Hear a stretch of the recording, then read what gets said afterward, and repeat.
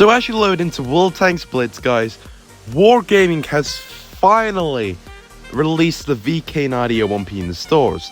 Now in today's video, guys, I'm going to be telling you whether or not if this tank is worth it or not. So stick around, guys. Hopefully you enjoyed today's video, and yeah, let's jump right into it.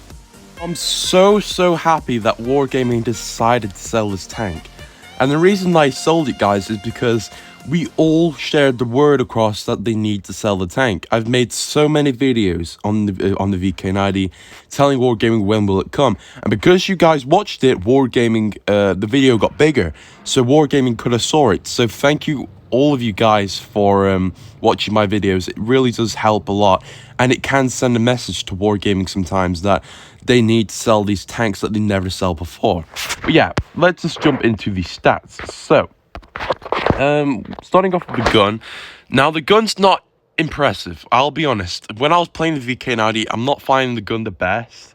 The DPM's not the best, but for Super Heavy, it's good. But for me, it's not the best. Now, I want to clearly say, don't get confused by this 10 degrees up and 10 degrees down. Don't get confused. So basically, from the front, you have 4 degrees of gun depression. I know it's not a lot. When you turn your turret over this little bar, over that little bar there, you'll be getting 10 degrees of gun depression. So that's pretty good there. It really does suck though, because at the front you only have 4, which can suck.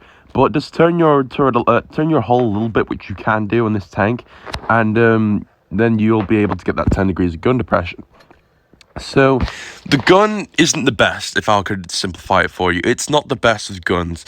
The DPM's not the best, but the penetration is pretty good. Sitting at, for the average penetration, it's sitting at 290. I've run the calibrated shells just to give that extra gold boost at 336. Not a lot for premium ammo, but it can do the job. So that's enough for the gun. Now let's talk about the armor. Where can I start? Where can I start about the armor? What you see on screen right now, guys, this is one of the most armored tier 10 tanks in the game. Your upper plate is sitting at 400 millimeters when you use that enhanced armor, so no one's going to be able to get through you. And your bottom plate is sitting at 260 millimeters. So if you angle your hull just a little bit like that, mediums with average AP shells, or even sometimes gold shells, can't penetrate you at all. And the turret, where can I start with that? 300 millimeters all over the turret, all over the front side of the turret. There's no way to penetrate that with normal shells. You have to, even to get a chance of penetrating it, you have to use gold shells, and I made a chance because it's really hard to penetrate. And it's the same story with the cupola. That is not a normal cupola. That cupola is really hard to penetrate. So, yeah, I mean, good luck trying to get through the VK90. It's one of the most armored tanks in the game. So, you've got really good armor, and the mobility, it's not the best, but it is a German super heavy, so you can't give it a good armor, good speed as well, because you just make the tank completely broken. So, yeah, that is not going to be a factor there. So, that's going to be enough for the stats, guys. And now let's jump into the replay. Jumping into the replay, guys, we are on Middleburg playing the VK90, and I wanted to clear off right off the bat, guys, that this tank is not broken. It's not a broken tank. See, there's a difference between broken and overpowered in this game. Broken is where the tank is completely stupid and needs to be removed, and overpowered is where, okay, this tank is better than any other tank, but because that's the name. That's the meaning of the name, overpowered. Broken is where this tank's completely broken, hence the name, hence the given name, and it's just too good. That's what broken means. So it's not broken, it's not in that broken category, like a smasher, in a way. The armor can be broken in some ways, but apart from that, I don't find this tank being broken. It's overpowered, but not broken. There we go. So, taking a side script position there, and as you'll just see, Death Stars bounce you all day long in this thing. You are a Death Star's nightmare. That's what you are. And we get a lovely shot to the IS-7, because the Death Star can't pen you at all. I'm going to show you what position I am as well.